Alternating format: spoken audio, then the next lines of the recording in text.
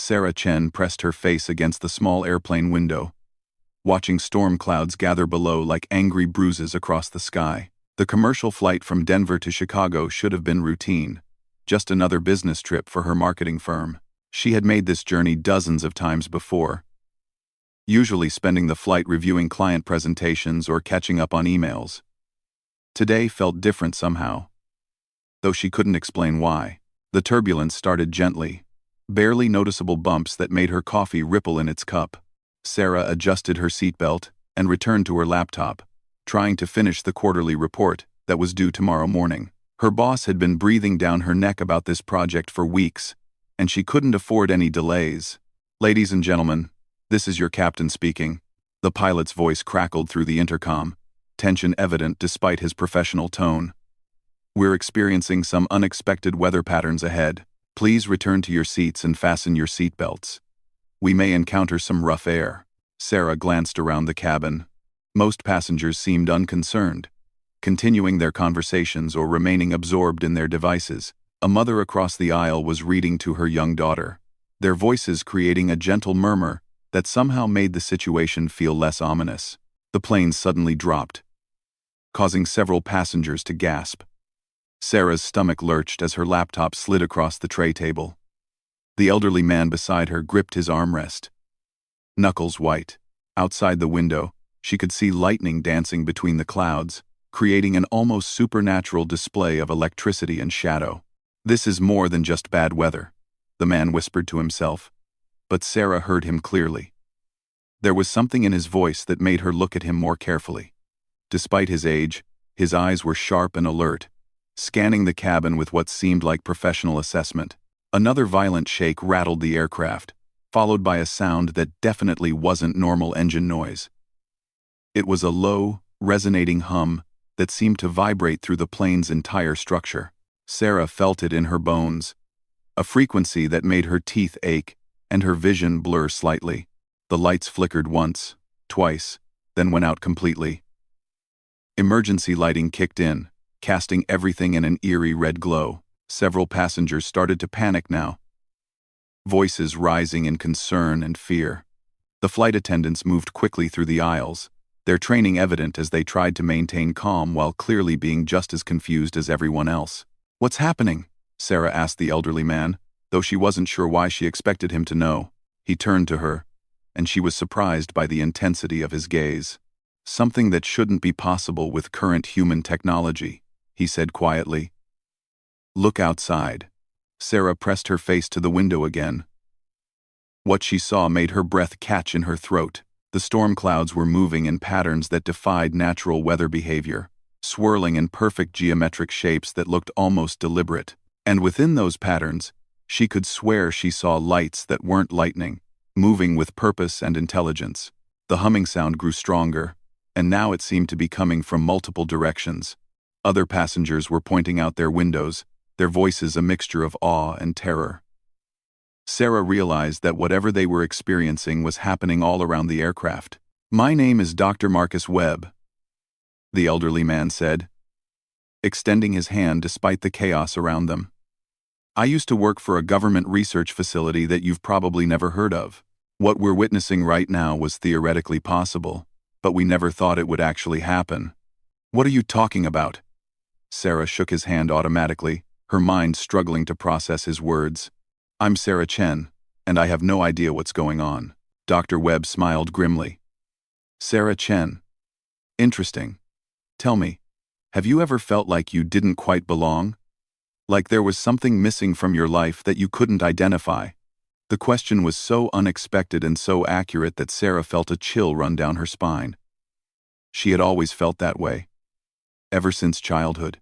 Her parents had died when she was very young, and she'd been raised by her aunt and uncle, who were loving but always seemed slightly puzzled by her unusual interests and capabilities. She had always excelled in mathematics and science without trying, had an intuitive understanding of complex systems, and could solve puzzles that stumped people twice her age. Before she could answer, the plane shuddered again. But this time the movement felt different. Instead of the chaotic buffeting of turbulence, this felt controlled, as if something was guiding the aircraft. The humming sound reached a crescendo, and suddenly the storm outside began to part. Through the clearing clouds, Sarah saw something that made her question her sanity. Below them, rising from what should have been empty countryside, was a structure that belonged in science fiction movies, not rural Illinois. It was massive, easily the size of several city blocks, with smooth metallic surfaces that seemed to shift and flow like liquid mercury. Lights pulsed along its edges in complex patterns that reminded Sarah of computer circuits, but on a scale she had never imagined. "Is that a spaceship?" she whispered, the words feeling absurd even as she spoke them. "Not exactly," Dr. Webb replied. "It's more like a way station, a place where different civilizations can meet and exchange information. And it's been hidden here on Earth for longer than human recorded history." The plane was descending now, but not toward any airport Sarah recognized. They were heading directly for the mysterious structure. She could see other aircraft around them, all following the same path, all caught in the same inexplicable situation. Commercial jets, private planes, even what looked like military aircraft, all moving in perfect formation toward the impossible building below. "How do you know all this?" Sarah asked, her voice barely audible over the now gentle humming that seemed to fill the entire aircraft. Dr. Webb was quiet for a moment, studying her with those sharp eyes. "Because I've been waiting for this day for over 40 years. My research team discovered evidence of this place decades ago. But we were shut down. Our findings classified. Our team scattered. We were told it was for national security. But I always suspected there was more to it." The plane touched down on what appeared to be a runway made of the same flowing metallic material as the building. Sarah felt no impact, no jarring sensation of landing. It was as if the aircraft had simply been gently placed on the surface. "But why is this happening now?" she asked, watching through the window as other planes landed around them with the same impossible smoothness. "Because something in the galaxy has changed," Dr. Webb said grimly. "And Earth's isolation period is officially over. Whether we're ready or not." The airplane door opened with a soft hiss, and Sarah was amazed to see that the air outside seemed perfectly breathable, despite being inside what was clearly an artificial structure. The flight attendants, looking as confused as everyone else, began organizing the passengers for disembarkation. As Sarah gathered her belongings, Dr. Webb placed a gentle hand on her arm. "Miss Chen, I need to ask you something important. Do you have any family history that you're unsure about? Any gaps in your knowledge about your parents or grandparents?" The question hit uncomfortably close to home. Sarah had always wondered about her family's past. Her aunt and uncle had been vague about her parents, saying only that they had died in an accident when she was a toddler. There were no photographs, no family stories, no connections to grandparents or other relatives. She had always assumed it was because the memories were too painful for her aunt and uncle to discuss. "Why are you asking me this?" she said, though something in her gut was already providing answers she didn't want to consider. "Because this facility doesn't just randomly pull people from the sky," Dr. Webb explained, as they joined the line of passengers moving toward the exit. "It responds to specific genetic markers, signatures that indicate someone has a connection to the broader galactic community. The fact that you're here, on this particular flight, at this particular moment, is not a coincidence." Sarah's mind reeled. The idea was impossible, absurd, the stuff of science fiction novels, but as they stepped off the plane onto the smooth, warm surface of the alien runway, she couldn't deny the evidence of her own senses. The air hummed with energy, and she could feel something in her body responding to it, as if cells she didn't know she had were suddenly waking up.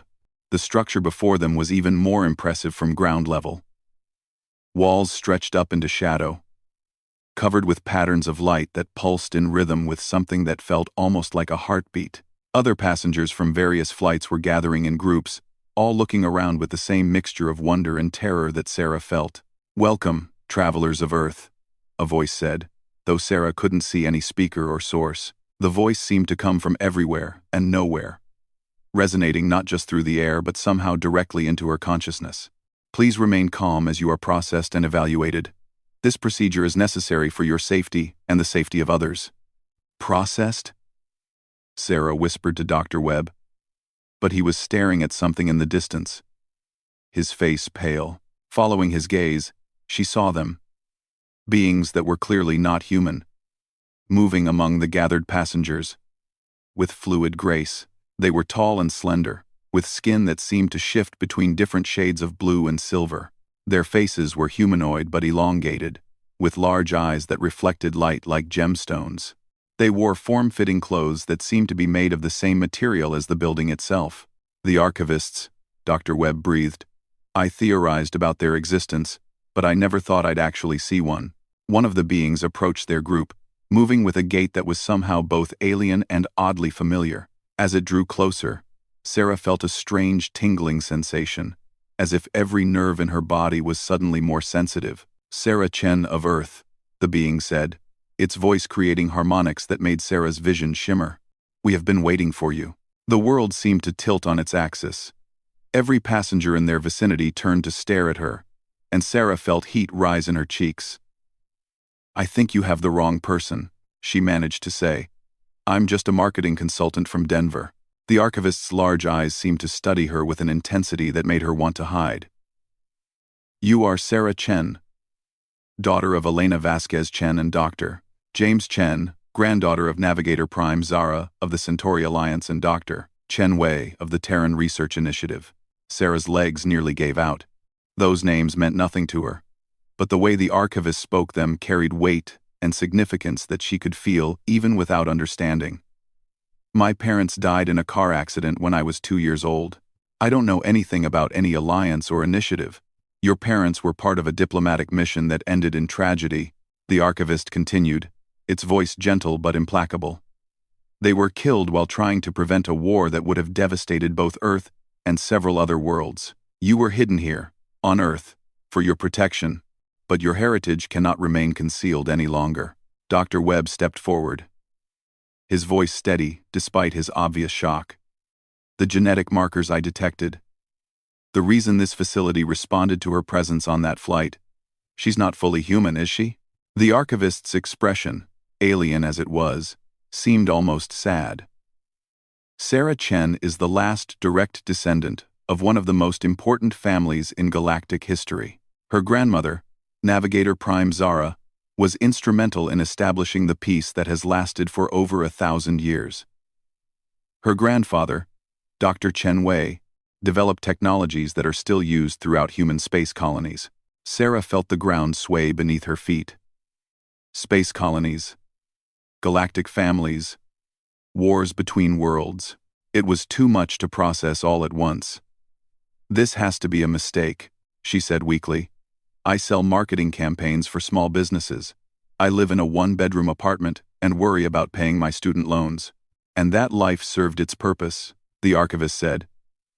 It kept you safe and allowed you to develop the qualities you inherited from both sides of your family. But circumstances in the galaxy have changed. The peace your grandmother helped establish is fracturing, and there are those who believe that eliminating her bloodline will give them an advantage in the coming conflict. The implications hit Sarah like a physical blow.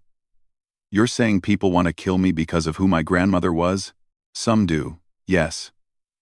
But others believe that you represent hope for preventing another galactic war. Your genetic heritage gives you access to technologies and knowledge that could tip the balance toward peace rather than destruction. Dr. Webb's face had gone completely pale.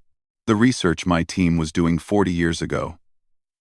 We detected unusual genetic patterns in certain human populations, markers that suggested contact with non-terrestrial life forms. Sarah, I think your family wasn't just involved with aliens.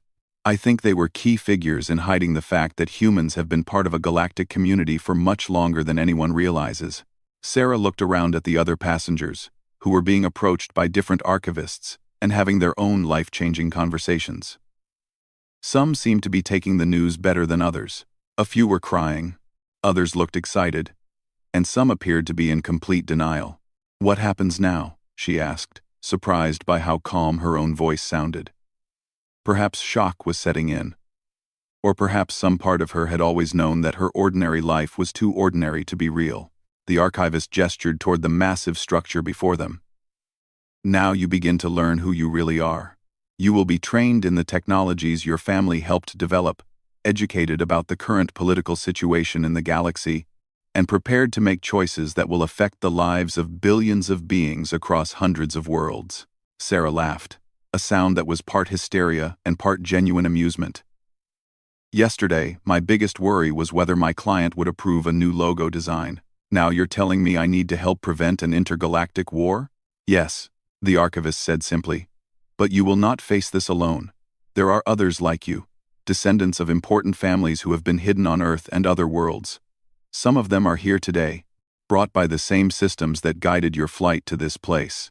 As if summoned by these words, Sarah became aware of movement among the other groups of passengers. Several people were being led toward the main entrance of the facility, and she could see that they all shared a certain quality that was hard to define.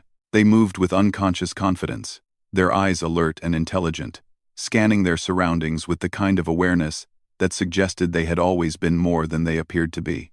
"The flight that brought you here was not random," the archivist continued. "Our monitoring systems detected a convergence of genetic markers that indicated several important bloodlines would be traveling through this region today. The storm you experienced was our method of ensuring that all relevant individuals could be safely gathered." Dr. Webb shook his head in amazement. 40 years of wondering, and now it's all coming together. "Sarah, do you understand what this means? You're not just discovering that aliens exist. You're discovering that you're part of a galactic civilization that your family helped shape." Sarah looked up at the towering structure before them, its surfaces pulsing with patterns of light that seemed almost alive. Somewhere in there was information about her real family, her actual history, and a destiny she had never imagined. The thought was terrifying and exhilarating in equal measure. "Will I ever be able to go back?" she asked quietly. "To my old life, I mean. My job? My apartment? The people I know?" The archivist's expression grew thoughtful. "That will depend on the choices you make in the coming days and weeks. Some who discover their heritage choose to return to Earth and live ordinary lives, accepting protection but remaining uninvolved in galactic affairs. Others embrace their birthright and take on the responsibilities that come with it. And some find ways to bridge both worlds, becoming ambassadors between Earth and the larger community." Sarah thought about her life in Denver, the routine days, and predictable challenges. It had always felt like she was waiting for something to begin, though she had never known what. Maybe this was what she had been unconsciously preparing for all along. "I want to learn," she said finally. "I want to understand who my family really was, and what's happening in the galaxy, but I also want to know that Earth will be safe, that the people here won't be hurt by whatever's coming." The archivist's large eyes seemed to brighten with approval. "That is exactly the kind of thinking that made your grandmother one of the most respected leaders in galactic history. Come, Sarah Chen. It is time for you to discover your true inheritance." As they walked toward the entrance of the impossible structure, Sarah felt her old life falling away like a shed skin. Whatever happened next, she knew that the frightened marketing consultant who had boarded a routine flight in Denver no longer existed. In her place was someone new, someone connected to a vast universe of possibilities and responsibilities that she was only beginning to comprehend. The flight that was supposed to take her to Chicago had instead delivered her to her destiny. And as the massive doors of the facility opened before her, Sarah Chen stepped forward to claim a birthright among the stars. The interior of the facility defied every assumption Sarah had about architecture and space. Corridors stretched in directions that seemed impossible, curving upward and around in ways that made her dizzy to contemplate. The walls were alive with flowing patterns of light, and the floor beneath her feet felt solid, yet somehow responsive, as if it was adjusting itself to make walking more comfortable. Dr. Webb walked beside her, his scientific mind clearly struggling to process what they were experiencing. "The geometry here doesn't follow standard physics," he murmured, studying the way passages seemed to branch and merge without regard for three-dimensional limitations. "It's as if space itself is being manipulated." Their archivist guide, who had introduced itself as Coordinator Vex, moved ahead of them with fluid grace.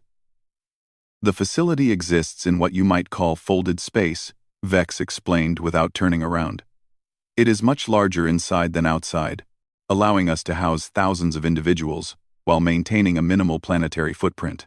They passed other groups of newly arrived humans, all being led by different archivists toward various sections of the complex. Sarah noticed that some people seemed to be adapting more quickly than others. A young woman about her own age was asking rapid-fire questions about the technology around them, while an older man appeared to be having some kind of breakdown, requiring gentle assistance from his guide. "How many people are here?" Sarah asked, watching a family with 2 teenagers disappear down a corridor that seemed to bend impossibly around a corner that shouldn't have existed. "Currently, we are processing approximately 3,000 individuals from 47 different flights," Vex replied. "This represents the largest gathering of hidden bloodline descendants in over 800 years. The number staggered Sarah. 3,000 people, all with some connection to galactic civilization, all living ordinary lives on Earth without knowing their true heritage. "How long have you been watching us? Monitoring our families?" "Since the establishment of Earth's protection protocols following the Treaty of Distant Stars," Vex said, leading them into a vast circular chamber with a domed ceiling that displayed what appeared to be a real-time view of space. Stars moved slowly across the surface, and Sarah could see other planets, some with rings, others with multiple moons. "Your world has been under careful observation for over 900 Earth years." Dr. Webb stopped walking, staring up at the display. 900 years. That predates Columbus. Predates the Renaissance. You're saying aliens have been watching Earth since the Middle Ages? "The galactic community has been aware of Earth much longer than that," Vex corrected. "But active protection and intervention began when it became clear that certain factions were planning to exploit your world's resources and population. The Treaty of Distant Stars established Earth as a protected developmental zone." Sarah felt a chill run down her spine. "Exploit how?" Vex's large eyes turned toward her, and she could see something like sadness in their crystalline depths. "Some civilizations view younger species as potential sources of labor, genetic material, or territorial expansion. Others see them as threats to be eliminated before they can develop interstellar capabilities. The treaty was designed to prevent both scenarios by establishing Earth as off-limits to all but designated observers and protectors." They continued walking, passing through chambers filled with technology that looked like art, and art that functioned as technology. Sarah saw beings that weren't archivists, creatures with different body structures and skin colors, all moving with purpose through the complex. Some appeared to be teachers or guides. Others seemed to be technicians working on equipment she couldn't begin to understand. "Coordinator Vex," Dr. Webb said carefully. "When my research team detected unusual genetic markers 40 years ago, we were shut down by government authorities." "Were they working with you?" "Some Earth governments have been aware of our presence and cooperative with our protection protocols," Vex acknowledged. "Others have not. The decision to reveal yourself to certain individuals has always been based on necessity and security concerns rather than official policies." They entered a smaller chamber that felt more intimate, with curved walls and a floor that seemed to be made of polished stone rather than the metallic material elsewhere in the facility. In the center of the room stood a device that looked like a cross between a crystal sculpture and a computer terminal. "This is a genetic heritage analyzer," Vex explained, gesturing toward the device. "It will provide you with detailed information about your ancestry and help activate dormant capabilities that you may have inherited from your non-human lineage." Sarah approached the device cautiously. "What kind of capabilities are you talking about?" "That depends on your specific heritage," Vex said. "Some descendants develop enhanced cognitive abilities. Others show improvements in physical coordination or sensory perception. A few individuals discover they have natural aptitudes for technologies that their ancestors helped develop." Dr. Webb was studying the device with fascination. "This is beyond anything we have on Earth. The power source alone must be incredibly advanced." "Please place your hand on the central crystal," Vex instructed Sarah. "The process is completely safe and will only take a few minutes." Sarah hesitated for a moment, then pressed her palm against the smooth, warm surface of the crystal. Immediately, the device came to life. Patterns of light racing through its structure like liquid electricity. She felt a tingling sensation that started in her hand and spread up her arm, but it wasn't unpleasant. If anything, it felt like waking up from a long sleep. Information began flowing across displays that materialized around the device, symbols and patterns that seemed alien at first but gradually began to make sense to Sarah's eyes. She found herself understanding concepts that should have been completely foreign, reading data in languages she had never seen before. "Remarkable," Vex said, studying the readouts with obvious interest. "Your genetic profile shows strong markers from both the Centauri Navigation Guild and the Terran Technology Initiative. Your grandmother's family were explorers and diplomats, responsible for establishing peaceful contact with over 200 different species. Your grandfather's lineage were inventors and engineers, developing the foundational technologies that allowed humans to expand safely into space." Sarah watched the displays, feeling a strange sense of recognition as images appeared showing star charts, spaceship designs, and what appeared to be diplomatic meetings between different alien species. "I've dreamed about some of these places," she said quietly. "I thought they were just my imagination." "Genetic memory is common among bloodline descendants," Vex explained. "Your ancestors' experiences and knowledge can sometimes surface in dreams or intuitive understanding of complex concepts." Dr. Webb leaned closer to study the displays. "Sarah, look at this star chart. Do you recognize any of these systems?" Sarah found herself nodding before she consciously understood why. "That one." She pointed to a cluster of stars near the edge of the display. "There's something wrong there. Some kind of disturbance or conflict." Vex's expression grew serious. "You are correct. The Rigel sector has been experiencing increasing tensions between the Hegemony Alliance and the independent colonies. This is one of the reasons why bloodline descendants are being gathered at this time." "What does that have to do with us?" Sarah asked, though part of her was already beginning to understand.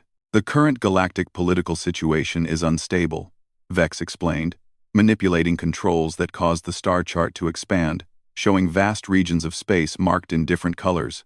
The Hegemony Alliance believes that strict hierarchical control is necessary to maintain peace and prosperity. The independent colonies favor autonomous governance and voluntary cooperation. Both sides have been building military forces and forming strategic partnerships. Sarah studied the display, noting that the colored regions seemed to be clustered around specific star systems. "It looks like they're preparing for war. Many believe that large-scale conflict is inevitable," Vex confirmed. "However, there is a third option that has been proposed by moderate factions from both sides: the restoration of the old Council of Worlds, with representatives from all major civilizations working together to address conflicts through negotiation rather than violence." Dr. Webb was examining another section of the display that showed Earth in relation to the larger galactic community. "Where does Earth fit into all of this?" "Earth occupies a unique position," Vex said. "Because of the Protection Treaty, it is technically neutral territory that both sides respect. More importantly, many of the bloodline families have connections to both the hegemony and the independent factions. Descendants like Sarah could serve as bridges between opposing groups." Sarah felt the weight of expectations settling on her shoulders. "You're saying that people like us are supposed to prevent a galactic war?" "Not prevent," Vex corrected, "guide toward a peaceful resolution. The genetic heritage you carry includes not just biological traits, but cultural memory and diplomatic training that has been passed down through generations. Your ancestors were peacemakers and bridge builders."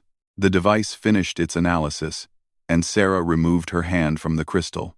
She immediately noticed that her vision seemed sharper, colors more vivid, and she could hear sounds at frequencies that had been inaudible before. The change was subtle, but unmistakable. "What happened to me?" she asked, flexing her fingers experimentally. "Your dormant capabilities are beginning to activate," Vex explained. "Enhanced sensory perception is common among descendants of the Navigation Guild. You may also find that you have an intuitive understanding of spatial relationships and energy patterns." Dr. Webb was staring at her with scientific fascination. "How do you feel? Any differences in cognition or perception?" Sarah considered the question. She did feel different, but not in a dramatic way. It was more like she had been looking at the world through slightly fogged glass her entire life. And now, everything was clear. I feel more aware, like I can process more information at once. End quote. The activation process is gradual, Vex said. Over the next several weeks, you will discover abilities and knowledge that were always present, but suppressed. This is why training is necessary before bloodline descendants can safely participate in galactic affairs. They were interrupted by a soft chiming sound that seemed to come from the walls themselves. Vex's expression became alert and focused. We are being summoned to the Central Assembly Hall. It appears that other facilities around the galaxy have completed their gathering processes. They left the analysis chamber and followed corridors that seemed to rearrange themselves to provide the most direct route to their destination. Sarah noticed that she was beginning to understand the logic behind the facility's impossible architecture. It wasn't defying physics so much as operating according to principles that were more complex than anything taught in Earth schools. The Central Assembly Hall was enormous, easily large enough to hold thousands of people. Beings from dozens of different species filled the space, and Sarah realized she was looking at representatives from across the galactic community. Some were humanoid like the archivists, others were completely alien in appearance, and a few seemed to exist as patterns of energy rather than physical forms.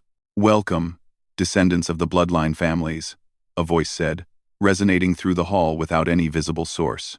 The speaker appeared to be one of the energy beings, a shifting pattern of light that somehow conveyed both authority and warmth. I am Harmony Prime Zelen, current coordinator of the Galactic Peace Initiative. Sarah found herself understanding the alien language perfectly, though she was certain she had never heard it before. Another gift of her genetic heritage, apparently. The situation throughout known space has reached a critical point. Harmony Prime Zelen continued. 3 major star systems have already declared independence from the Hegemony Alliance, while 2 independent colonies have been forcibly annexed by hegemony forces. Military buildups are accelerating, and diplomatic channels are breaking down. A massive display materialized in the center of the hall, showing the current political map of the galaxy. Red and blue regions were expanding toward each other, with smaller, neutral zones being squeezed between them. However, there is hope, Zelen said. The bloodline families were originally established to serve as living bridges between different civilizations. Your ancestors created connections that transcended political boundaries and species differences. We believe that these connections can be re-established, providing a foundation for renewed cooperation. Dr. Webb leaned over to whisper to Sarah. This is incredible. You're not just discovering your heritage, you're being asked to help save galactic civilization. Sarah nodded, her eyes fixed on the display. She could see patterns in the political divisions that seemed familiar, as if she had studied similar situations before. What exactly are you asking us to do? Each bloodline descendant will be trained in their family's specific areas of expertise, Zelen explained. Some will become diplomats, working to re-establish communication between hostile factions. Others will serve as technical advisors, helping to develop new technologies that benefit all parties. Still, others will act as cultural ambassadors, promoting understanding between different ways of life. The display zoomed in on specific star systems, showing detailed information about ongoing conflicts and political tensions. Sarah found herself automatically analyzing the data, identifying potential solutions and compromise positions without consciously thinking about it. The training process will take place over several months, Zelen continued. You will learn about current galactic politics, study the technologies your ancestors developed, and practice the diplomatic skills that made the old peace possible. At the end of this period, you will have the opportunity to choose how you wish to serve the galactic community, if at all. A woman in the crowd raised her hand. What if we choose not to participate? What if we want to return to our normal lives? That choice will always be available, Zelen assured her. The bloodline families have never believed in forced service. However, we hope that once you understand what is at stake and what you are capable of achieving, you will choose to help. Sarah looked around at the other humans in the assembly. Some appeared excited by the possibilities being presented, while others seemed overwhelmed or frightened. A few looked skeptical, as if they suspected some kind of elaborate deception. There is one more thing you should know, Zelen said, and the tone of the entity's voice became more serious. Not everyone in the galaxy supports the idea of renewed cooperation. There are factions on both sides who profit from conflict and instability. They view the bloodline descendants as a threat to their power, and some have already begun taking action to eliminate key individuals. The assembly hall grew quiet, and Sarah felt a chill of fear run through the crowd. This is why the gathering was necessary, Zelon continued. Isolated and unaware, you were vulnerable to assassination or kidnapping. Here, protected by the combined resources of the Peace Initiative, you can safely develop your abilities and prepare for the challenges ahead. Dr. Webb's face had gone pale. Are you saying that Sarah and the others are targets for assassination? Some are, yes, Zelon confirmed. The family lineages vary in their strategic importance. Those descended from the most influential peacemakers and technology developers are considered high-priority targets by extremist factions. Sarah felt her stomach clench as she realized the implications. How do you determine who's a high-priority target? Zelon's energy pattern shifted to what might have been the equivalent of looking directly at her. Your grandmother, Navigator Prime Zara, was instrumental in establishing the current peace treaty. Your grandfather, Dr. Chen Wei, developed the quantum communication systems that allow instant contact between distant star systems. Your lineage is considered one of the most strategically important in the galaxy. The words hit Sarah like a physical blow. She had gone from being an ordinary marketing consultant to being a target for intergalactic assassination attempts in the span of a few hours. The magnitude of the change was almost impossible to process. But there is also great opportunity, Zelon said, seeming to sense her distress. Your genetic heritage gives you access to abilities and knowledge that could literally reshape galactic civilization. The choice of how to use these gifts will be yours, but first you must understand what they truly are. The assembly began to break up, with different groups being led toward various sections of the facility. Sarah found herself assigned to a group of about 20 other humans, all showing similar genetic markers for both diplomatic and technological aptitudes. As they walked toward what Vex described as their orientation center, Sarah caught sight of her reflection in a polished wall surface. She looked the same as always, but there was something different in her eyes. A depth and awareness that hadn't been there before. The genetic activation process was already beginning to change her in ways she couldn't fully understand. Are you okay? Dr. Webb asked, noticing her expression. Sarah considered the question seriously. I don't think I'll ever be okay in the way I used to understand it, she said finally. But I think I'm becoming something better than okay. Something I was always meant to be. As they entered the orientation center and began the first phase of training that would transform her from Sarah Chen, the marketing consultant, into Sarah Chen, the galactic peacemaker, she realized that the flight from Denver had been more than just a journey through space. It had been a journey toward her true self. Toward a destiny that spanned the stars and held the fate of billions of lives in its outcome. The real adventure was just beginning. The training facility's residential section was unlike any dormitory Sarah had ever imagined. Her room was a comfortable space with walls that could display any environment she wished to see. From Earth's forests to the swirling nebulae of distant star systems, the bed adapted to her preferred sleeping position, and the temperature remained perfectly regulated without any visible controls. More importantly, the room came equipped with learning interfaces that connected directly to the facility's vast databases of galactic knowledge. Sarah spent her first week absorbing information at a rate that should have been impossible, but her enhanced cognitive abilities allowed her to process complex diplomatic histories and technological specifications as easily as reading a magazine. Dr. Webb had been assigned to the research and development section, where his Earth-based scientific background was being supplemented with advanced galactic theories. They met for meals in the common areas, comparing notes on their respective training programs. I'm learning about technologies that make our most advanced computers look like stone tools, he told her over a lunch that consisted of foods from dozens of different worlds. Energy matter conversion, faster than light communication, artificial gravity generation. And according to my instructors, humans contributed to the development of many of these innovations. Sarah nodded, sampling a fruit that tasted like a combination of strawberries and cinnamon, while somehow remaining completely alien. My diplomatic training covers conflicts and peace negotiations spanning thousands of years and hundreds of species. The scale is overwhelming, but somehow I understand it all. Like the knowledge was already there, just waiting to be activated. Their conversation was interrupted by the arrival of 3 other trainees who had become regular companions over the past week. Marcus Rivera was a former military officer whose bloodline traced back to the warrior houses of the Antares system. Yuki Tanaka had discovered she was descended from the Memory Keepers, an ancient order responsible for preserving cultural knowledge across species barriers. And Elena Volkov carried genes from both the Stellar Cartographers Guild and the Quantum Engineering Collective. "Any news from the outside?" Marcus asked, settling into his chair with the efficient movements that marked him as military even in civilian clothes. His training focused on strategic planning and conflict resolution, preparing him for potential peacekeeping missions in hostile territories. "The political situation is deteriorating faster than anticipated," Elena reported, her Russian accent making the words sound even more ominous. Her technical training gave her access to real-time intelligence gathering systems throughout the galaxy. 3 more star systems have declared independence from the hegemony, and there are reports of hegemony battle fleets massing near the Proxima sector.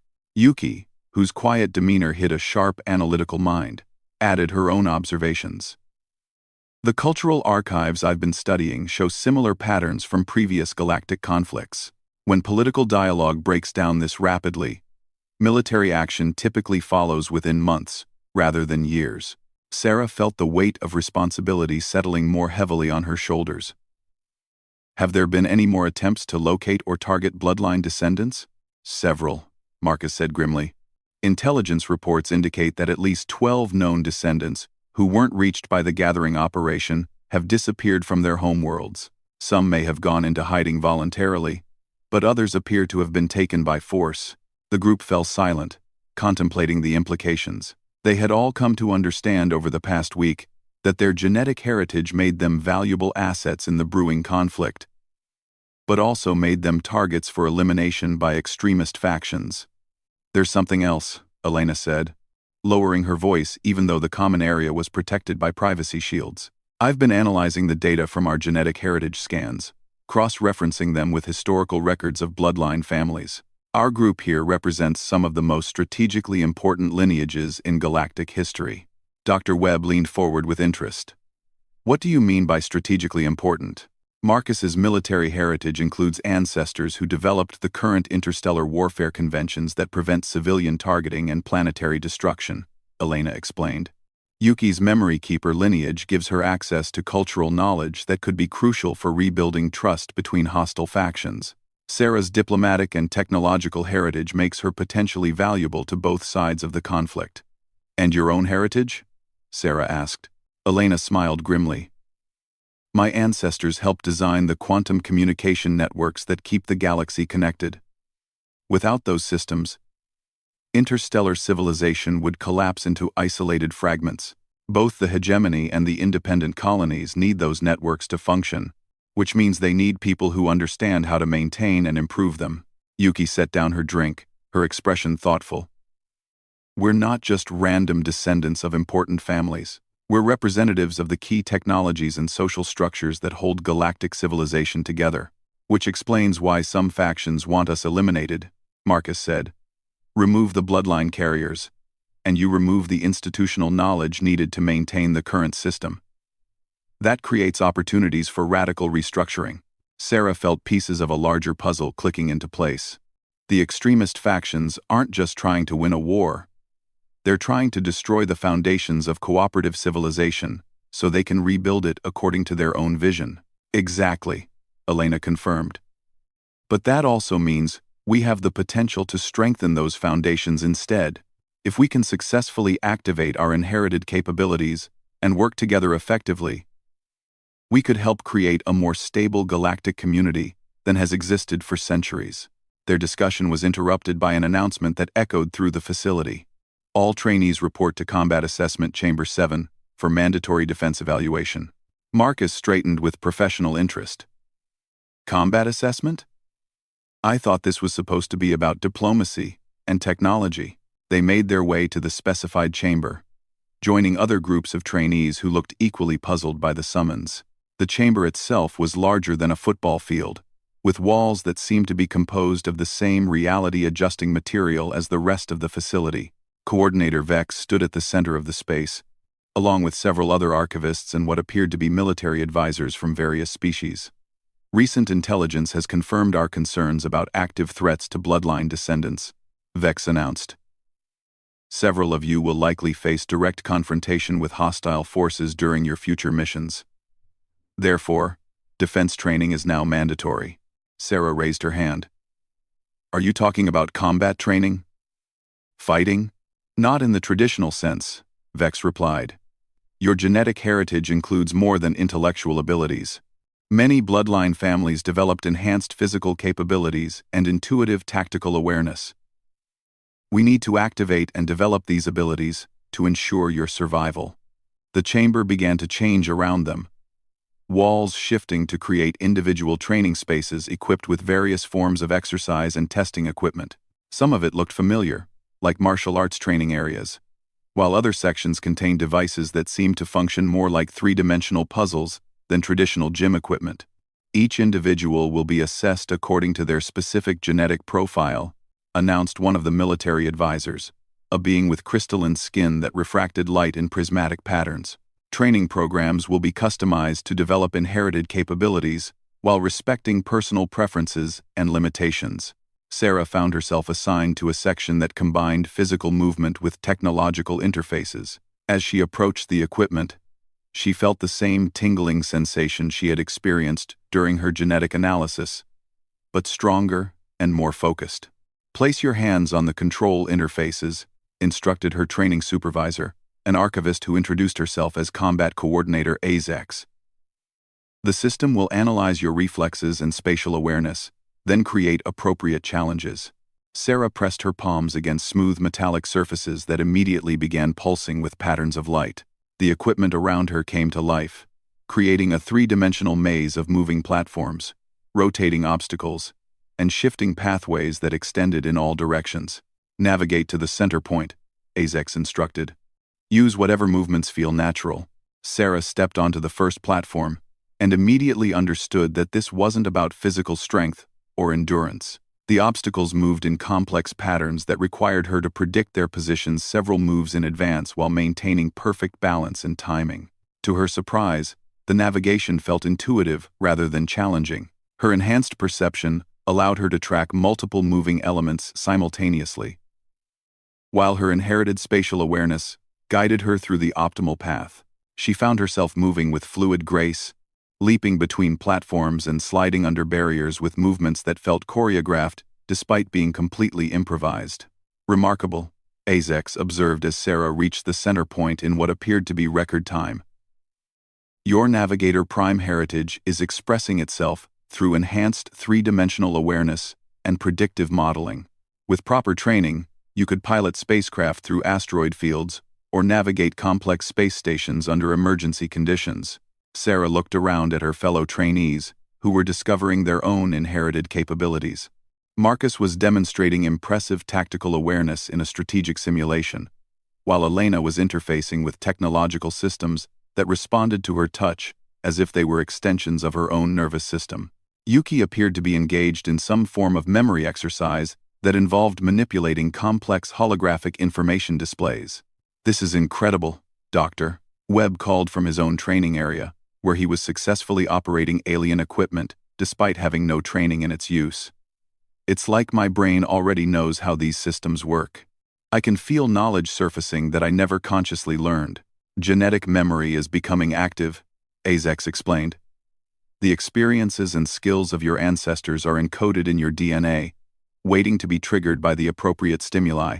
The training process accelerates this activation, while ensuring that the integration occurs safely. Over the following hours, Sarah discovered capabilities she had never suspected. Her enhanced reflexes allowed her to react to threats before her conscious mind recognized them. Her improved spatial awareness meant she could navigate complex environments while keeping track of multiple moving elements. Most surprisingly, she found that she could interface with alien technology almost intuitively, understanding the logic behind systems that should have been completely foreign. The Navigator Prime lineage was selected for these specific traits over many generations, Azex explained as they took a break between exercises. Your ancestors needed to pilot spacecraft through dangerous regions, negotiate with hostile species, and adapt quickly to unfamiliar technologies. These abilities served them well in their role as galactic explorers and diplomats. But how is this possible? Sarah asked, flexing fingers that now seemed capable of impossibly precise movements. Human evolution doesn't work this fast. Human evolution was influenced by contact with other species for much longer than your people realize, Azex said. The bloodline families represent the results of thousands of years of guided development, combining the best traits of multiple civilizations while maintaining distinctly human characteristics. Marcus joined their conversation, having completed his own assessment with what his supervisor described as exceptional results. So, we're not entirely human? You are completely human, Azex assured him. But your humanity includes elements that most Earth humans don't possess. Think of it as additional dimensions to human potential rather than foreign alterations. Elena and Yuki approached from their respective training areas, both showing signs of the intense concentration their exercises had required. Elena's hands were glowing faintly with residual energy from her technological interfaces, while Yuki seemed to be processing vast amounts of information behind her eyes. How are we supposed to integrate all of this new knowledge and ability with our Earth identities? Elena asked. I feel like I'm becoming a completely different person. That is a common concern, Azex acknowledged. The integration process is designed to enhance who you already are, rather than replace your existing personality. Your Earth experiences and perspectives are valuable assets that complement your inherited capabilities. Dr. Webb wandered over from his technology section, his expression a mixture of excitement and bewilderment. I've just been shown manufacturing processes for materials that don't exist in Earth's periodic table. And somehow, I understand them completely. The implications for human technological development are staggering. Which brings us to an important point, Azex said, her tone becoming more serious. The knowledge and abilities you're developing here represent significant strategic advantages. There will be individuals and organizations, both human and alien, who will want to exploit these capabilities for their own purposes. Sarah felt a chill of apprehension. You mean we'll be targets, even after the training is complete? Your value as assets will increase as your abilities develop, Azex confirmed. However, your ability to protect yourselves and others will increase as well. The goal is to ensure that you can contribute to galactic peace while maintaining your safety and independence. The training session concluded with individual meetings between trainees and their coordinators to discuss progress and plan future development. Sarah found herself in a smaller chamber with Azex, reviewing holographic displays that tracked her performance and potential growth. Your advancement rate is exceptional, Azex noted, manipulating the displays to show comparative data. Most bloodline descendants require several weeks to achieve the level of integration you've accomplished in a single day. Is that good or bad? Sarah asked, studying the complex charts and graphs that seemed to map her developing abilities. It suggests that your genetic heritage is particularly strong, and that the activation process is proceeding optimally, Azex explained. However, it also means that you'll likely be assigned to high-priority missions once your training is complete. Your capabilities make you valuable for situations that require both diplomatic skill and tactical adaptability. Sarah considered the implications. What kind of missions are we talking about? Azex brought up new displays showing star maps marked with areas of conflict and instability. Mediation between hostile factions, technology transfer to developing civilizations, emergency evacuation of non-combatants from war zones, investigation of suspicious activities in neutral territories. The specific assignments will depend on how the political situation develops and where your unique skills are most needed. The scope of responsibility was daunting, but Sarah found herself feeling excited rather than intimidated.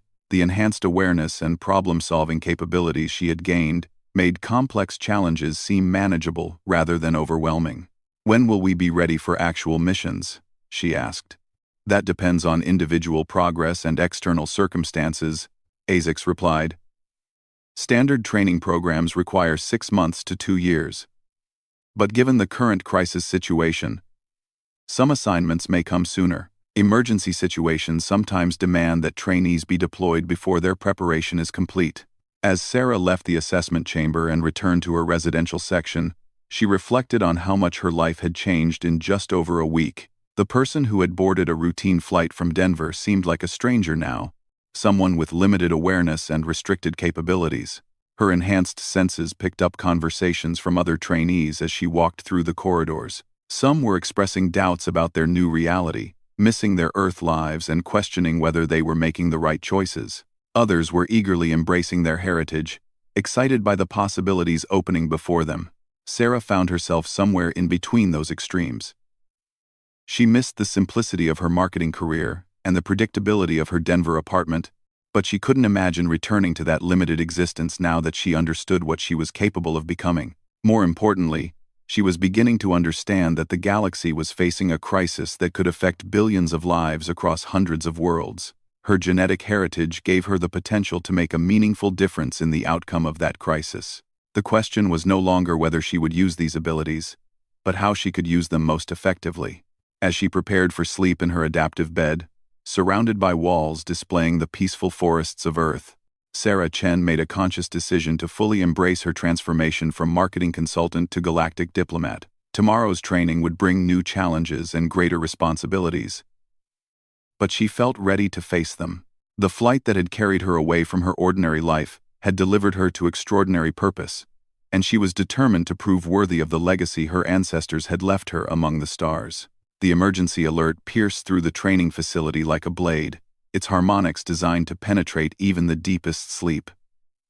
Sarah bolted upright in her bed, her enhanced senses immediately analyzing the tone patterns and recognizing them as a level alpha threat warning, the highest priority in the galactic alert system. Her room's walls shifted from the peaceful Earth forest scene to display tactical information streaming in from across the galaxy. Red warning indicators flashed over multiple star systems, and she could see the unmistakable signatures of military fleet movements converging on what appeared to be neutral space. All bloodline descendants report to Emergency Command Center immediately, Coordinator Vex's voice announced through the facility's communication system. This is not a drill.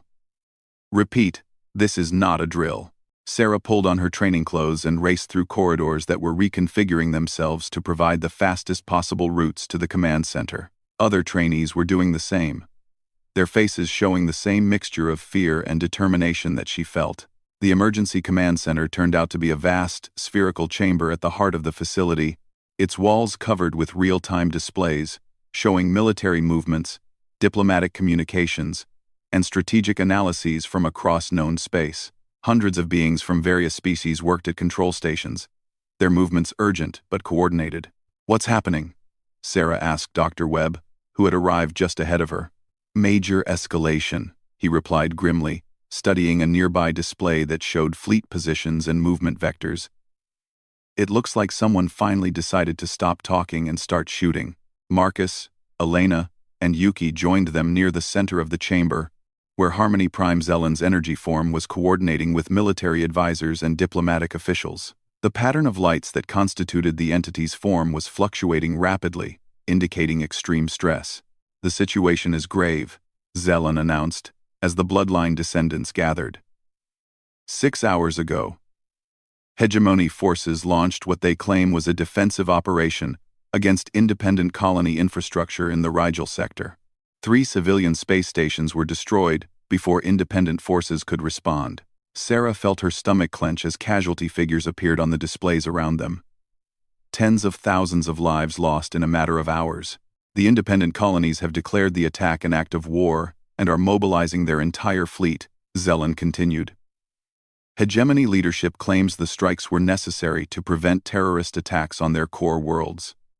Both sides are demanding that neutral territories choose sides immediately.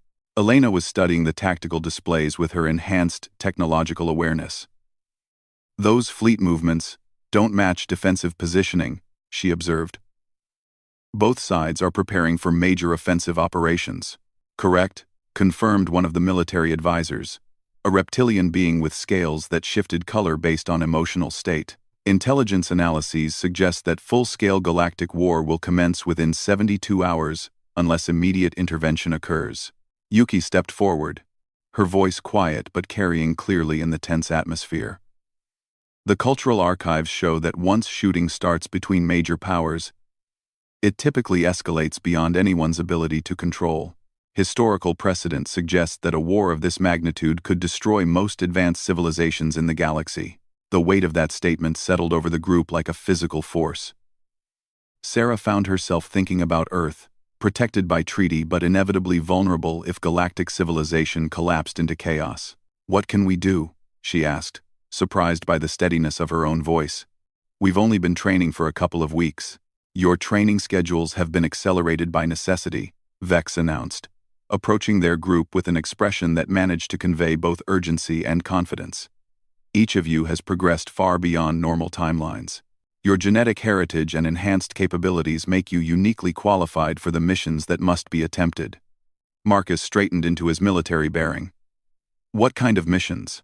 "Diplomatic intervention at the highest levels," Zelon replied. "The bloodline families maintain credibility with both sides of this conflict because your ancestors helped establish the current peace treaties. You may be the only representatives that both factions will agree to meet with."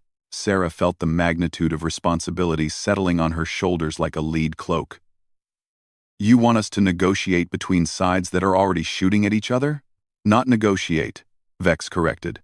"Facilitate communication. There are moderate voices on both sides who want to prevent total war, but they lack the political capital to override the extremists who are driving toward conflict. Your role would be to connect those moderate factions and give them a platform for cooperation." Elena was studying displays that showed the technological infrastructure both sides depended on.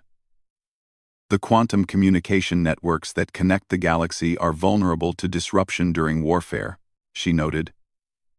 "If those systems are damaged or deliberately destroyed, it becomes impossible to coordinate peace efforts across interstellar distances, which is why protection of critical infrastructure will be one of your primary objectives," confirmed the military advisor. "Your technological heritage gives you access to those systems in ways that even their original designers no longer possess." Number 7. Dr. Webb looked overwhelmed by the scope of what was being proposed.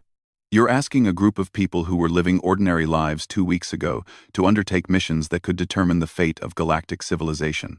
We are asking individuals whose genetic heritage specifically prepared them for exactly this type of crisis," Zelon replied.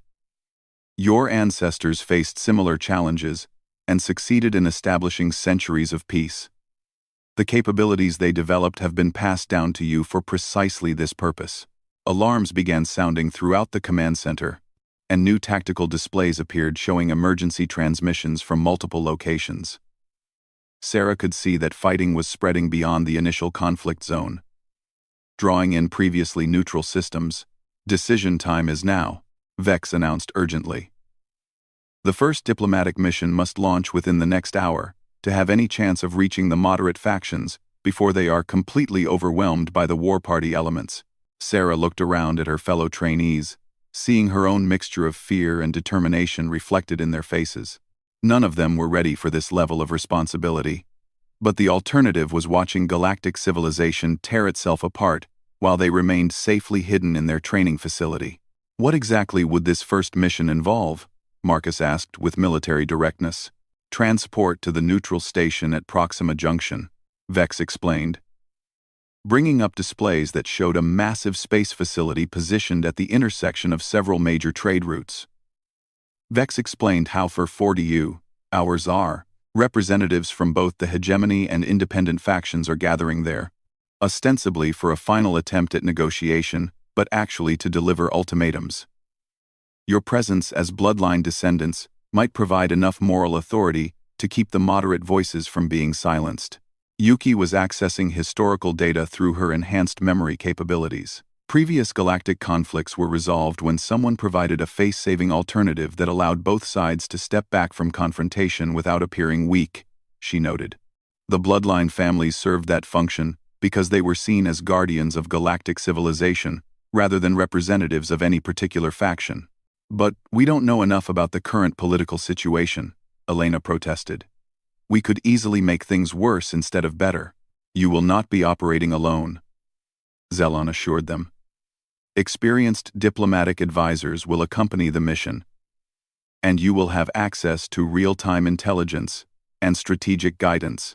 Your role is to provide legitimacy and credibility, not to develop policy." Sarah felt her enhanced analytical abilities engaging automatically, processing the information and options with a clarity that still amazed her. The mission was dangerous and probably beyond their current capabilities, but it also represented the best opportunity to prevent a catastrophic war. "I'll go," she said, the words emerging before she had consciously made the decision. Marcus nodded immediately. "Military peacekeeping is exactly what my heritage trained me for. Count me in." Elena hesitated for a moment, then activated displays showing the quantum communication networks. "These systems will need protection during any negotiation period. My technological expertise could be crucial." Yuki was the last to speak, her quiet voice carrying absolute conviction. "The cultural archives show that successful peace efforts require someone who understands the historical context and emotional significance of current conflicts." "I need to be there." Dr. Webb stepped forward, surprising everyone. "What about me? I don't have the genetic heritage the rest of you possess, but I understand both Earth and galactic perspectives." Vex considered the request seriously. "Your scientific background and outsider status could provide valuable perspective," she agreed. "Earthborn humans are seen as neutral parties by most galactic factions." Within minutes, their group was being escorted to what Vex described as the facility's emergency transport section. The corridors seemed to flow around them, reconfiguring to provide the most efficient route while they walked. "How are we getting to Proxima Junction?" Sarah asked, trying to process the reality that she was about to leave Earth for the first time in her life. "Quantum fold transport," Elena replied, her enhanced technological awareness already interfacing with the facility's systems. "Near instantaneous travel across galactic distances using space-time manipulation technology." They entered a chamber that contained what looked like a cross between a spacecraft and a geometric art installation. The transport vessel was roughly spherical, with surfaces that seemed to exist in more dimensions than the human eye could fully process. It hurt to look at directly, but somehow Sarah understood its function intuitively. "This is a diplomatic courier vessel," explained their pilot, an archivist who introduced himself as Navigation Coordinator Jex. "It is equipped with full defensive systems, universal translation capabilities, and quantum-encrypted communication links to the Peace Initiative command structure." As they boarded the vessel, Sarah felt her enhanced spatial awareness adapting to the craft's unusual geometry. The interior was larger than the exterior should have allowed, with comfortable seating areas arranged around what appeared to be a three-dimensional control interface. "Launch sequence initiating," Jex announced, though Sarah felt no sensation of movement. Through the vessel's viewports, she watched the facility exterior become visible for the first time, revealing a structure even more impossible than she had imagined. It existed partially underground, partially underwater, and partially in what appeared to be folded space dimensions. "Quantum fold transition in 5 seconds, Jex called out. Sarah braced herself, not knowing what to expect. The transition felt like being turned inside out for an instant. Every cell in her body experiencing a moment of impossible displacement before snapping back to normal. When her vision cleared, they were surrounded by the deep black of space, but not empty space. Massive structures floated in the distance, connected by streams of light that indicated heavy traffic between them. This was Proxima Junction, one of the galaxy's major diplomatic and trade centers. "Look at the size of those fleets," Marcus said grimly, pointing to massive formations of warships positioned around the station complex. Elena was interfacing with the vessel's sensor systems, reading data directly into her enhanced consciousness. Hegemony battle groups on the port side, independent colony forces to starboard. Both sides have enough firepower to destroy everything in this system. The tension field around the station is incredible, Yuki observed, her memory-enhanced awareness picking up emotional resonances from the thousands of beings aboard the various structures.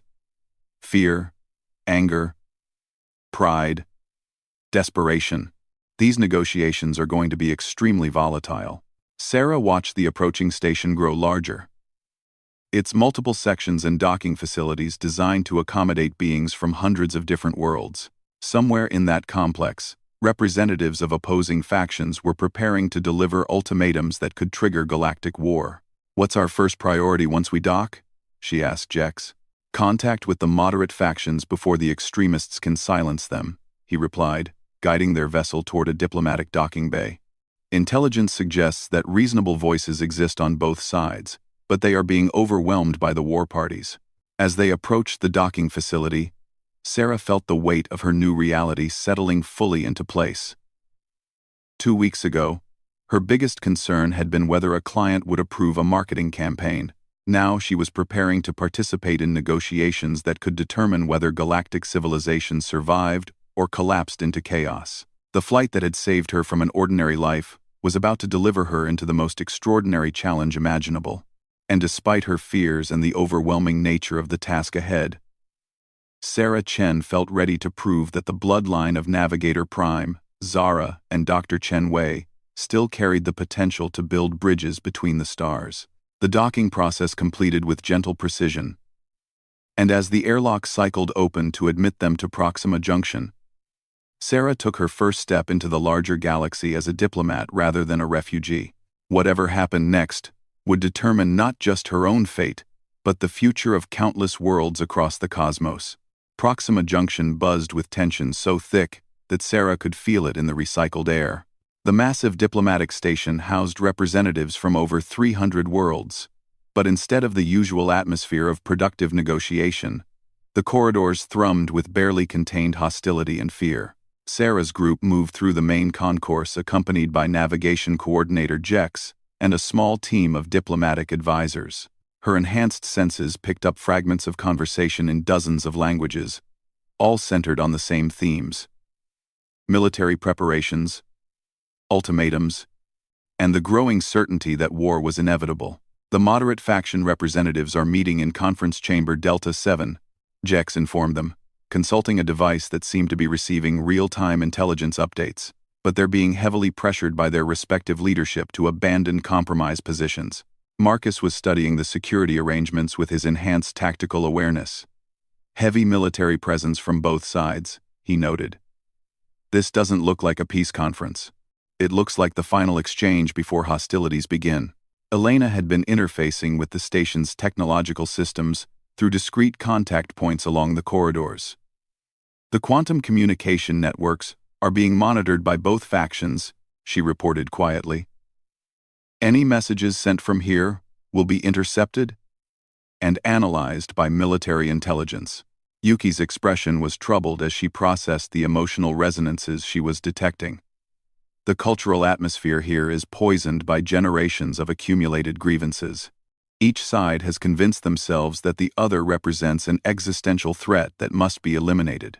They reached Conference Chamber Delta 7 to find it guarded by security personnel from multiple species, all wearing expressions of grim professionalism. Sarah could see that the guards represented both major factions as well as neutral parties, a sign that some attempt at balanced security had been made. "I am Ambassador Chen of the Bloodline Peace Initiative," Sarah announced to the guards, surprised by how naturally the title came to her lips. "My colleagues and I are here to facilitate communication between the moderate factions." The guards exchanged glances, clearly having been briefed about the possibility of bloodline descendant involvement. After a moment of consultation through their communication devices, they stepped aside to allow the group access to the chamber. The conference room contained about 30 beings from various species, clustered in small groups that clearly represented different political positions. Sarah immediately recognized the tension patterns that indicated opposing factions trying to maintain diplomatic courtesy while preparing for the breakdown of negotiations. "The bloodline descendants," said a voice from across the room. A tall, humanoid figure with crystalline skin approached their group, moving with the fluid grace characteristic of advanced diplomatic training. "I am Mediator Prime Kala of the Centauri Republic. Your arrival may be the last hope for preventing catastrophe." Sarah found herself automatically analyzing the political dynamics in the room, her inherited diplomatic instincts providing insights into alliance patterns and negotiating positions. "What's the current situation?" Both sides have delivered preliminary ultimatums, Kala explained, gesturing toward different groups within the chamber. The hegemony demands that all independent colonies submit to central authority and dismantle their autonomous defense forces. The independent colonies demand complete withdrawal of hegemony forces from disputed territories and recognition of their sovereign rights. Dr. Webb whistled softly. Those aren't negotiating positions. Those are demands for total surrender. Precisely, confirmed another voice. A being with features that resembled a cross between a human and a large cat approached from the independent faction area. I am Coordinator Prime. Thex, of the Outer Rim Alliance. My government has authorized me to explore compromise options, but the War Party representatives are threatening to override any agreements I might reach. Marcus stepped forward with military directness. How much time do we have before the shooting starts again? The current ceasefire expires in 18 hours, Thex replied grimly. If no agreement is reached by then, both sides will resume hostilities on a scale that will make the previous attacks seem insignificant. Sarah felt her enhanced analytical abilities engaging, processing the complex political situation and searching for potential solutions. The inherited diplomatic knowledge from her grandmother's lineage was providing insights into similar historical crises and the methods that had been successful in resolving them. Has anyone proposed a face-saving alternative that would allow both sides to step back without appearing to surrender? She asked. Kala and Thex exchanged meaningful glances. There is one possibility that has been discussed privately, Kala admitted. A return to the original Council of Worlds structure, with expanded representation and updated protocols for managing interstellar disputes. But neither side trusts the other to honor such an arrangement, Thex added. The hegemony believes the independents will use any breathing space to build stronger military forces. The independents believe the hegemony will use council proceedings to legitimize their territorial expansion. Yuki spoke up, her voice carrying the authority of historical knowledge. Previous galactic conflicts were resolved when both sides accepted monitoring and verification systems administered by neutral parties. The bloodline families served that function because they were seen as guardians of galactic civilization, rather than representatives of any particular faction. Elena was studying data streams flowing through her enhanced technological consciousness. The quantum communication networks could be restructured to provide real-time transparency of military movements and political decisions. If both sides could monitor each other's activities, it would reduce the fear of surprise attacks. Sarah felt pieces of a solution beginning to form in her mind, drawing on diplomatic strategies that seemed to come from genetic memory rather than conscious learning. What if we proposed a trial period for the new council structure, with bloodline descendants serving as neutral observers and communication facilitators? The bloodline families have the historical credibility to serve in that role, Kala agreed thoughtfully. But there aren't enough active descendants to monitor all the necessary systems and territories. Then we train more, Marcus said simply. There are thousands of bloodline descendants being gathered at facilities throughout the galaxy. Turn the training program into a neutral peacekeeping force. Dr. Webb nodded with growing excitement. Earth could serve as a neutral ground for expanded training and coordination. The Protection Treaty makes it off-limits to military action by any faction. Sarah could see the outline of a comprehensive solution emerging, but she also recognized that proposing it would require her to take on a level of responsibility she had never imagined. Her enhanced awareness was showing her the political and social implications of what they were discussing. We need to present this to the full conference, she said, her voice steady despite the magnitude of what she was contemplating. Both factions, all the neutral parties, everyone who has influence over the decision to continue fighting. Kala's expression showed both hope and concern. The extremist representatives have been refusing to meet with bloodline descendants. They view you as threats to their authority. All for jest of using. So this lineage ender 7.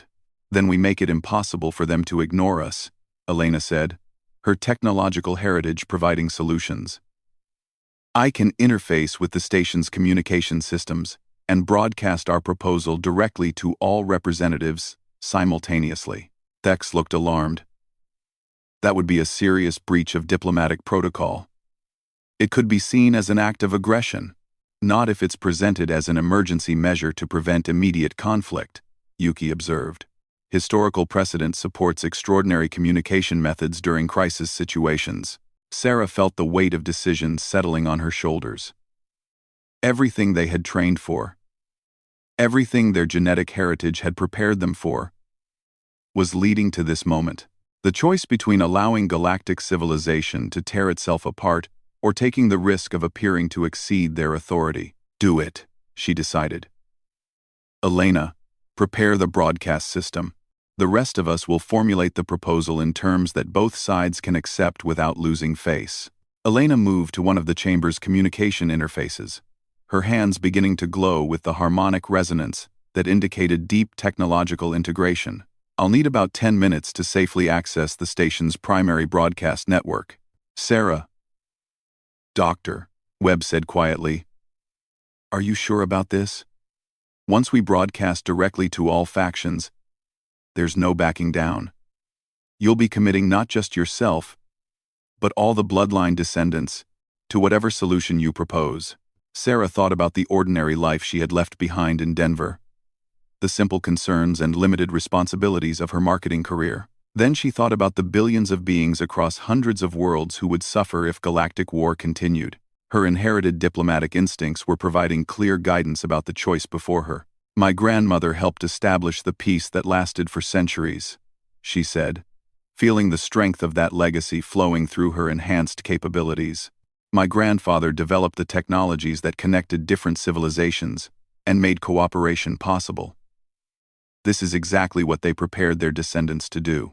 Over the following minutes, Sarah found herself naturally taking charge of the proposal development, her inherited diplomatic knowledge providing structure and language that addressed both factions' concerns while offering genuine solutions. Marcus contributed strategic elements that would make any agreement enforceable. Yuki provided historical context that gave the proposal legitimacy. Dr. Webb added Earth-human perspectives that emphasized the stakes for developing civilizations. Broadcast system is ready, Elena announced, her integration with the station's technology complete. I can reach every representative in the facility simultaneously, plus transmit directly to both faction fleets and command centers. Sarah took a deep breath, feeling the genetic memories of countless diplomatic successes and failures flowing through her consciousness. Her great-grandmother, Navigator Prime Zara, had faced similar moments, times when the future of galactic civilization hung in the balance of a single decision. Open the channel, she said. Elena's enhanced technological capabilities interfaced seamlessly with the station's quantum communication systems, establishing a broadcast link that reached every corner of Proxima Junction and extended across interstellar space to military command centers and political leadership throughout both factions. Sarah felt the attention of thousands of beings focusing on their conference chamber as her words reached across the galaxy. Representatives of all factions. I am Ambassador Sarah Chen, descendant of Navigator Prime, Zara and Dr. Chen Wei, speaking on behalf of the Bloodline Peace Initiative, she began, her voice carrying clearly through the quantum communication network. The choice before us is not between victory and defeat for any particular faction. The choice is between the continuation of galactic civilization and its destruction in a war that no one can win. She outlined their proposal systematically. A trial period for an expanded Council of Worlds, with bloodline descendants serving as neutral monitors and communication facilitators. Real-time transparency of military movements through Elena's technological capabilities. Cultural exchange programs, managed by Yuki's memory keeper expertise. Conflict resolution protocols developed by Marcus's strategic heritage. Earth will serve as neutral ground for expanded bloodline training programs, she continued, preparing a new generation of peacekeepers who carry the genetic memory of successful cooperation between species. The protection treaty that has kept Earth safe for centuries proves that interstellar law can be respected and maintained. As she spoke, Sarah could feel responses coming back through the communication network. Some faction representatives were expressing interest and cautious hope, others were rejecting the proposal outright, viewing it as an attempt to undermine their authority. But the moderate voices were growing stronger, given confidence by the prospect of a face-saving alternative to continued warfare. The bloodline families offer this service not as representatives of any political faction, but as guardians of the principles that allowed galactic civilization to develop in the first place. Sarah concluded. We ask for a 30-day ceasefire to demonstrate that cooperation is possible, and that the technologies and diplomatic traditions our ancestors developed can still serve the cause of peace. The response was immediate and overwhelming. Communication channels throughout the station erupted with debate, negotiation, and political maneuvering as representatives consulted with their governments and military commanders. Sarah could feel the momentum of her proposal rippling across interstellar space, reaching political centers and military installations throughout both factions. Bold move, Marcus observed with professional approval. You've essentially forced both sides to respond publicly to a reasonable proposal. Now they can't just reject it without appearing to choose war over peace. Elena was monitoring responses through her technological interfaces. Moderate faction support is growing rapidly.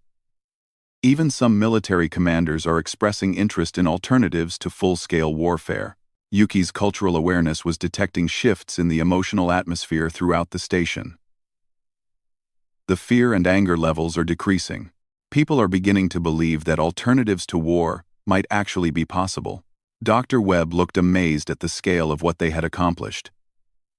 Sarah, you just proposed restructuring galactic civilization, and people are taking you seriously, because the proposal draws on centuries of successful precedent, Sarah replied, feeling the inherited wisdom of her diplomatic heritage, providing confidence and perspective. The bloodline families have served this function before. We're not inventing something new. We're reviving something that worked.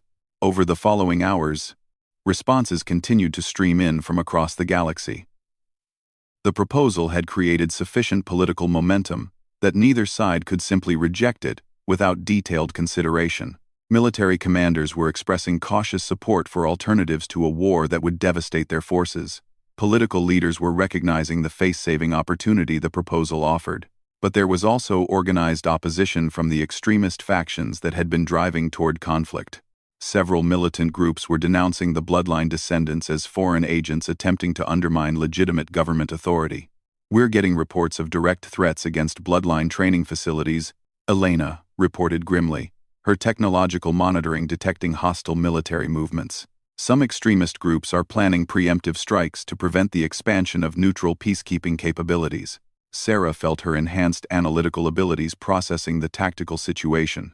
Then we need to demonstrate that the peaceful approach can work before the extremists can sabotage it. How do we do that with only hours before the ceasefire expires? Marcus asked. Sarah looked around at her companions, seeing in their faces the same combination of inherited capabilities and conscious commitment that she felt in herself. We start implementing the proposal immediately, beginning with the most critical systems. Elena, can you establish the real-time military monitoring network using existing quantum communication infrastructure? Already working on it, Elena confirmed, her consciousness deep in technological integration with galactic communication systems. I can provide both sides with transparent access to each other's fleet movements within the next 6 hours. Yuki, what cultural protocols do we need to observe to make the monitoring acceptable to both factions? Yuki was accessing historical databases through her enhanced memory capabilities. Honor-based verification systems that allow both sides to maintain dignity while accepting oversight. I can design ceremonies that frame the monitoring as mutual demonstration of peaceful intent rather than submission to external authority. Marcus, how do we protect the bloodline training facilities while they're expanded to support the peacekeeping mission? Marcus was already developing strategic plans through his enhanced tactical awareness. Voluntary protection agreements with moderate military commanders from both factions. Present facility security as a neutral service that benefits everyone by preserving peacekeeping capabilities. Dr. Webb stepped forward with characteristic directness. And how do I help? I don't have the genetic heritage you possess. But I understand what's at stake here. Sarah smiled, recognizing that her group had become something more than a collection of individuals. They had become a functioning diplomatic team, each member contributing unique capabilities toward a common goal. "You represent the Earth perspective that reminds everyone what we're trying to protect," she said. "The developing civilizations that deserve the chance to grow and flourish without being consumed by wars between the major powers." As the ceasefire deadline approached, their makeshift diplomacy began showing results. Elena's real-time monitoring system was providing both factions with unprecedented transparency, reducing the fear of surprise attacks that had been driving military escalation. Yuki's cultural protocols were allowing political leaders to accept oversight while maintaining their dignity. Marcus's security arrangements were protecting the expanded bloodline training programs from extremist interference.